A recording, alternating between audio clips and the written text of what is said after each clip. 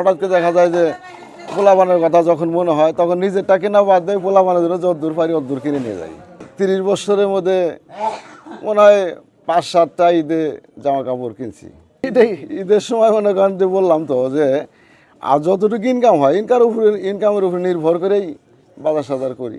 দর্শক, পবিত্র ঈদ উল ফিতরের দিনটি কিভাবে উদযাপন করবে প্রত্যন্ত অঞ্চলের কাঁচামাল ব্যবসায়ীরা, আজ আমরা শুনবো তাদের ঈদের কেনাকাটা এবং ঈদের দিনটি উদযাপন করার পরিকল্পনাগুলো। তেমন মানে নাই বলতে চলে, ঈদে কি কিনছেন?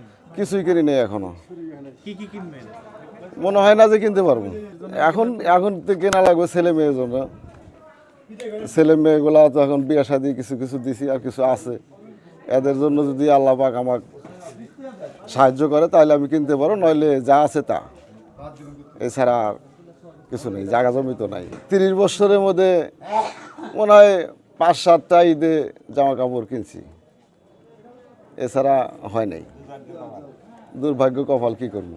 নিজের জন্য এটা কিনি, আবার হঠাৎ করে দেখা যায় যে পোলাপানের কথা যখন মনে হয় তখন নিজেরটা কেনা বাদ দেয়, পোলাপানের জন্য যদ্দূর পারি অদ্দূর কিনে নিয়ে যাই।